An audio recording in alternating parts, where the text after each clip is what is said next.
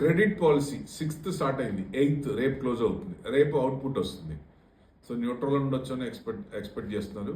లేదా కొంచెం ఇన్ఫ్లేషన్ ఏమైనా క్రూడ్ వల్ల పెరిగింది కాబట్టి ఏదైనా పెంచుతారా అనే భయం కూడా ఉంది ఒక కార్నర్. సో అసలు ఏంటి, ఎట్లా దాంట్లో ఏమేమి ఉంటాయి, ఆర్బీఐ పాలసీలో క్రెడిట్ పాలసీలో అసలు ఏమేమి ఉంటాయి అంటే రెపో రేట్ ఎంత ఉంది ఇప్పుడు? 5.25. చాలా జాగ్రత్తగా వినండి. 5.25 అంటే ఆర్బీఐ బ్యాంక్స్కి లోన్ ఇస్తుంది. So banks will pay interest to the RBI. ఇది రెపో రేటు, అంటే రివర్స్ రెపో రేటు. బ్యాంక్ దగ్గర ఎక్కువ డబ్బులు ఉంటాయి కదా, బ్యాంక్ దగ్గర డిపాజిట్స్ కానీ ఇవన్నీ కలెక్ట్ చేస్తారు. ఆ డిపాజిట్స్ని ఆర్బీఐ దగ్గర కొంత పెడుతుంది, అది వాళ్ళు ఇంట్రెస్ట్ పే చేస్తారు. సో రివర్స్ రెపో రేట్ 3.35% ఉంది. బ్యాంక్ దగ్గర ఎవరి దగ్గర అయితే అమౌంట్ ఉందో వీళ్ళు deposit in RBI interest rate pay చేస్తుంది. తక్కువ 3.35, చాలా తక్కువ. తర్వాత ఎస్డిఎఫ్, స్టాండింగ్ డిపాజిట్ ఫెసిలిటీ, అంటే బ్యాంకులు డిపాజిట్ చేసినప్పుడు ఇంట్రెస్ట్ పే చేయాలి కదా, అట్లనే ఆర్బీఐలో చేసిన డిపాజిట్స్ దాని మీద ఇంట్రెస్ట్ పే చేస్తారు. సో దీనికి తీసుకోవచ్చు అనమాట, స్టాండింగ్ డిపాజిట్ ఫెసిలిటీ. సో అక్కడ బ్యాంక్ నుంచి అంటే వీళ్ళకి వచ్చేదేమో తక్కువ ఉంటుంది, అక్కడ ఆర్బీఐ నుంచి వచ్చేది కొంచెం ఎక్కువ ఉంటుంది. So MSF next, margin standing facility 5.5 ఉంది. ఇదేంటి, బ్యాంకులు జనరల్గా లిక్విడిటీ అవసరపడుతుంది, క్యాష్ కావాల్సి ఉంటుంది, will take from RBI. So RBI నుంచి కొంత మార్జిన్స్ తీసుకుంటారు కాబట్టి మార్జిన్ స్టాండింగ్ ఫెసిలిటీ ఎంత ఉంది? 5.5% ఉంది. తర్వాత సిఆర్ఆర్, క్యాష్ రిజర్వ్ రేషియో 4% ఉంది.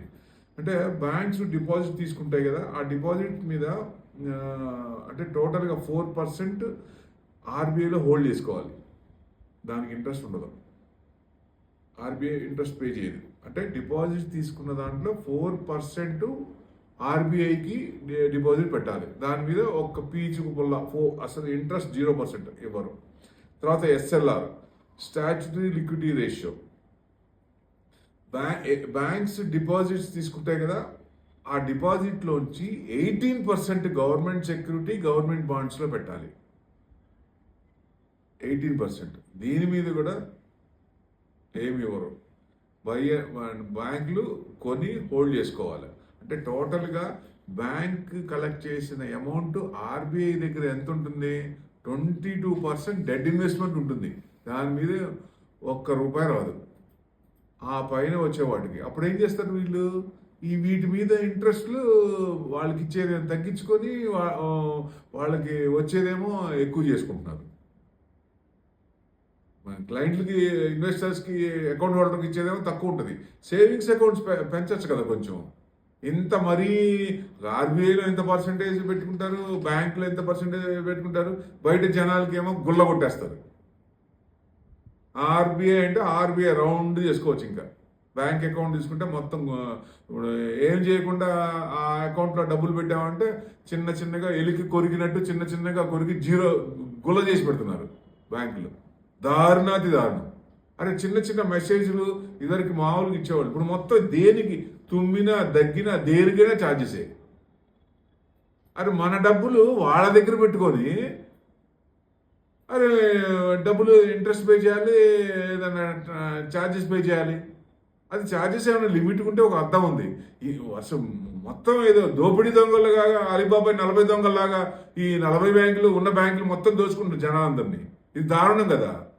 అరే they are sucking blood from the clients అనుకోవచ్చు ఒక రకంగా చూస్తే. దారుణం. కనపడకుండా తీసుకుంటున్నారు, ఎందుకంటే క్వార్టర్ ఉంటారు కదా, తెలియకుండా తీసుకుంటున్నారు. మనం అనుకుంటాం జస్ట్ 200 కదా 300 అనుకుంటాం.